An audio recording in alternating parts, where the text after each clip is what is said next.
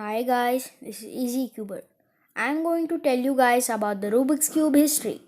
Rubik's Cube was invented by Erno Rubik in the year 1974. He invented it to teach 3D shapes to his students. He made this and gave it to his students. His students liked it a lot, so he improvised it and added 6 colors to 6 sides.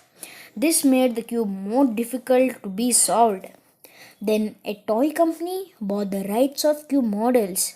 The company started manufacturing cubes and selling them.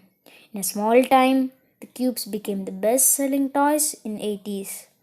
After that, different types of cubes were made such as 2 into 2, 4 into 4, 5 into 5, 6 into 6, 7 into 7, pyramids, Rubik's Snake, Rubik's 360, Mirror Cube, and Octagon Barrel Cube, etc.